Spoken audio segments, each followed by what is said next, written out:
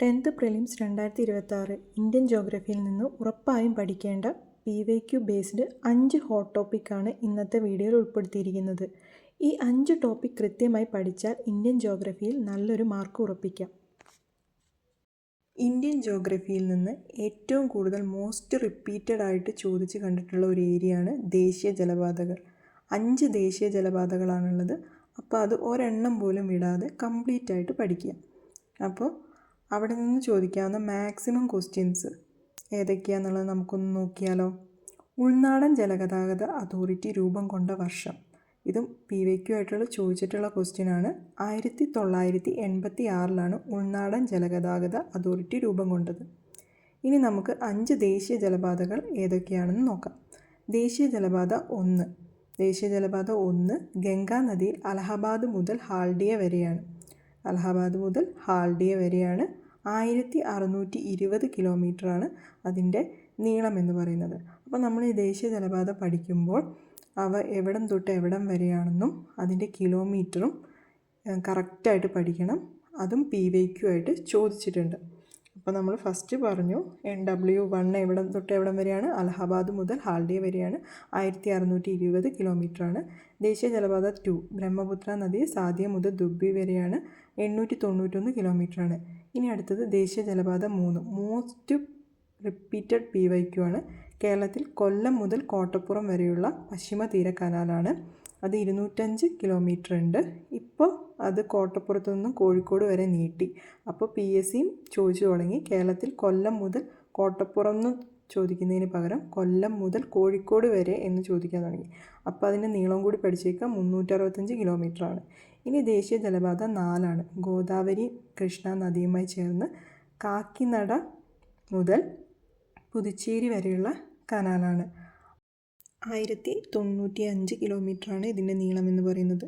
ഇനി അടുത്തതായിട്ട് ദേശീയ ജലപാത 5.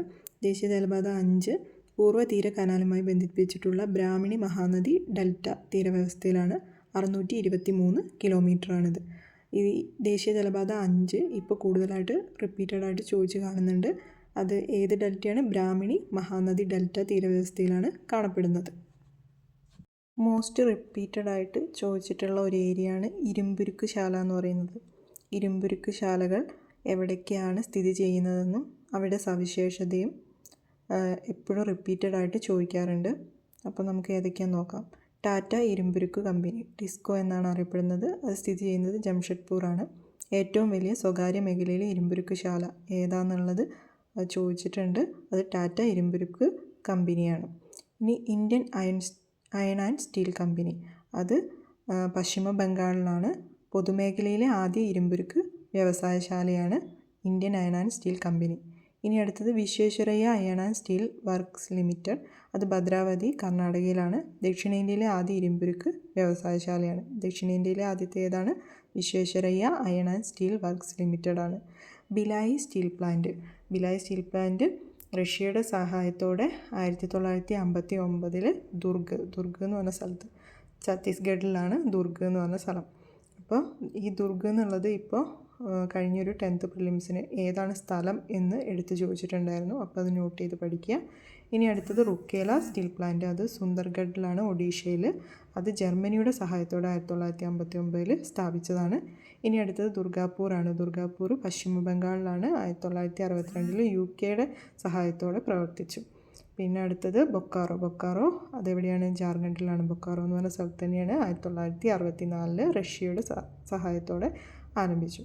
ഇത് മോസ്റ്റ് റിപ്പീറ്റഡ് ആയിട്ട് ചോദിക്കുന്നതാണ്. ഇതിന്ന് ഒരു പോയിൻ്റ് പോലും കളയാനില്ല. അതുകൊണ്ട് ഇത് മാക്സിമം റിവൈസ് ചെയ്ത് പഠിക്കുക. മൂന്നാമത്തെ ഹോട്ട് ടോപ്പിക്കാണ് ഇന്ത്യയിലെ പ്രധാന ആണവോർജ നിലയങ്ങൾ. അത് എവിടേക്കാന്ന് നോക്കിയാലോ. താരാപൂർ മഹാരാഷ്ട്ര, റാവത്ബട്ട രാജസ്ഥാൻ, കൽപ്പാക്കം കൂടംകുളം തമിഴ്നാട്ടിലാണ്. അത് മോസ്റ്റ് റിപ്പീറ്റഡ് ആയിട്ട് ചോദിച്ചിട്ടുണ്ട്. കൈഗ കർണാടകയും റിപ്പീറ്റഡ് PYQ ആണ്. കാക്രപ്പാറ ഗുജറാത്ത്, നനോറ ഉത്തർപ്രദേശും റിപ്പീറ്റഡ് PYQ ആണ്. അപ്പോൾ ഈ 6 റിപ്പീറ്റ് ചെയ്തിട്ട് റിവൈസ് ചെയ്ത് പഠിക്കുക. ഇതിൽ നിന്ന് എന്തായാലും ഒരു ക്വസ്റ്റ്യൻ ഉറപ്പായിട്ടും ചോദിച്ചിരിക്കും. ഇനി ഇന്ത്യൻ ജോഗ്രഫി പഠിക്കുന്ന സമയത്ത് നമ്മൾ ഇമ്പോർട്ടൻസ് കൊടുത്ത് പഠിക്കേണ്ട ഒരു ഏരിയയാണ് ഹിമാലയൻ നദികൾ. ഹിമാലയൻ നദികൾ, അതിൻ്റെ ഉത്ഭവസ്ഥാനം, അത് എത്ര നീളമുണ്ട്, അത് എത്തിച്ചേരുന്ന സമുദ്രം ഏതാണ്, അതിൻ്റെ പോഷക നദികൾ, ഇത് ഇമ്പോർട്ടൻ്റ് ആണ്. ഇതിൽ നിന്ന് എന്തായാലും 1 മാർക്കിനുള്ള ക്വസ്റ്റ്യൻ ചോദിച്ചിരിക്കും. അപ്പോൾ ഈ ഒരു ടേബിൾ പഠിച്ചാൽ തന്നെ നമുക്ക് 1 മാർക്ക് കിട്ടും. അപ്പോൾ നമുക്ക് നോക്കിയാലോ. ഹിമാലയൻ നദികൾ ഏതൊക്കെയാണെന്ന് ചോദിക്കാറുണ്ട്. അപ്പോൾ 3 ഹിമാലയൻ നദികളാണുള്ളത്: സിന്ധു, ഗംഗ, ബ്രഹ്മപുത്ര. ഇനി ഇവയുടെ ഉത്ഭവസ്ഥാനം നോക്കാം. ഇനി സിന്ധുവിൻ്റെ ഉത്ഭവസ്ഥാനം എവിടെയാണ്? ടിബറ്റിലെ മാനസ സരോവർ തടാകത്തിലാണ്. അതേപോലെ ഗംഗയുടെ ഗംഗോത്രി ഹിമാനിയിലെ ഗോയ്മുഖ് ഗുഹയിലാണ്. ബ്രഹ്മപുത്രയുടെ ടിബറ്റിലെ ചെമെങ്ദുങ് ഹിമാനിയിലാണ്. ഇത് റിപ്പീറ്റ് ചെയ്യുക, പഠിക്കുക. മൂന്നെണ്ണേ ഉള്ളൂ. അപ്പോൾ അത് ഏതൊക്കെയാണെന്നുള്ളത് നോക്കുക. പിന്നെ അടുത്തത് സിന്ധുവിൻ്റെ നീളമാണ് പറയുന്നത്. നീളം 2900 കിലോമീറ്ററാണ് ടോട്ടൽ നീളം എന്ന് പറയുന്നത്. പക്ഷേ ഇന്ത്യയിലൂടെ 709 കിലോമീറ്ററേ ഉള്ളൂ. പിന്നെ ഗംഗയുടെ നീളം എന്ന് പറയുന്നത് 2525ആണ്. 25 ഇതിൽ 2500 എന്നാണ് കൊടുത്തിരിക്കുന്നത്. അതൊരു തിരുത്തുണ്ട് കേട്ടോ. 2525 കിലോമീറ്ററാണ് നീളം എന്ന് പറയുന്നത്. ഇനി അടുത്തത് ബ്രഹ്മപുത്രയുടെ 2900 കിലോമീറ്ററാണ് ടോട്ടൽ നീളം എന്ന് പറയുന്നത്. ഇന്ത്യയിലൂടെ ഒഴുകുന്നത് 725 കിലോമീറ്ററേ ഒഴുകുന്നുള്ളൂ. ഇനി അവ എത്തിച്ചേരുന്ന സമുദ്രം ഏതാണെന്നുള്ളത് നോക്കാം. സിന്ധു അറബിക്കടലിലാണ് എത്തിച്ചേരുന്നത്. എന്നാൽ ഗംഗയും ബ്രഹ്മപുത്രയും ബംഗാൾ ഉൾക്കടലിലാണ്. അപ്പോൾ പടിഞ്ഞാറോട്ട് ഒഴുകുന്ന ഹിമാലയൻ നദി ഏതെന്ന് ചോദിച്ചാൽ അത് ഏതാണ്? സിന്ധു നദിയാണ്. അതൊരു റിപ്പീറ്റഡ് PYQ ക്വസ്റ്റ്യൻ ആണ്. അപ്പോൾ അത് നോട്ട് ചെയ്ത് പഠിക്കാം. ഹിമാലയൻ നദികൾ ചോദിക്കുന്നത് പോലെ തന്നെ മോസ്റ്റ് റിപ്പീറ്റഡ് ആയിട്ട് ചോദിക്കുന്ന ഒരു ഏരിയയാണ് ഉപദ്വീപീയൻ നദികൾ. ഉപദ്വീപീയൻ നദികൾ ഏതൊക്കെയാണെന്നുള്ളത് നമുക്ക് നോക്കാം. മഹാനദി, ഗോദാവരി, കൃഷ്ണ, കാവേരി, നർമ്മദ, താപ്തി എന്നിവയാണ് പ്രധാനപ്പെട്ട ഉപദ്വീപീയൻ നദികൾ. അപ്പോൾ ഈ ഉപദ്വീപീയൻ നദികളും ഹിമാലയൻ നദികളും ഏതൊക്കെയാണെന്നുള്ള കറക്റ്റായിട്ട് പഠിച്ചു വെക്കുക. കാരണം രണ്ടും കൂടി മിക്സ് ചെയ്ത് തന്നിട്ട് ഇതിലേതാണ് ഉപദ്വീപീയൻ നദി, ഏതാണ് ഹിമാലയൻ നദി എന്ന് ചോദിച്ചിട്ടുണ്ടെങ്കിൽ നമുക്ക് അറിയണം. അപ്പോൾ അങ്ങനത്തെ ക്വസ്റ്റ്യൻസ് കാണാറുണ്ട്. അപ്പോൾ ഇനി നമുക്ക് ഉപദ്വീപീയൻ നദികളിൽ ഏറ്റവും നീളം കൂടിയ നദി ഏതാണെന്ന് നോക്കാം. അതൊരു റിപ്പീറ്റഡ് PYQ ആണ്. ഗോദാവരിയാണ് കേട്ടോ ഏറ്റവും നീളം കൂടിയ ഉപദ്വീപീയൻ നദി. നോട്ട് ചെയ്ത് പഠിക്കുക. പിന്നെ ചോദിക്കുന്ന ഒരു ക്വസ്റ്റ്യൻ എന്താണെന്ന് വെച്ചാൽ പടിഞ്ഞാറോട്ട് ഒഴുകുന്ന ഉപദ്വീപീയൻ നദികൾ ഏതൊക്കെയാണെന്നുള്ളതാണ്. പടിഞ്ഞാറോട്ട് ഒഴുകുന്ന 3 എണ്ണമാണ്: നർമ്മദ, താപ്തി, ലൂണി. പടിഞ്ഞാറോട്ട് ഒഴുകുന്ന, ബാക്കിയെല്ലാം കിഴക്കോട്ടാണ് ഒഴുകുന്നത്. അപ്പോൾ അത് എടുത്ത് ചോദിക്കുന്ന ഒരു ക്വസ്റ്റ്യനാണ്. PYQ ആയിട്ട് ചോദിച്ചിട്ടുണ്ട്. അപ്പോൾ അതൊന്ന് നോട്ട് ചെയ്യുക. പടിഞ്ഞാറോട്ട് ഒഴുകുന്ന ഉപദ്വീപീയൻ നദികൾ അതേതൊക്കെയാണ്? നർമ്മദ, താപ്തി എന്നിവയാണ്. ഇനി ഉപദ്വീപീയൻ നദികളുടെ നീളം നോക്കാം.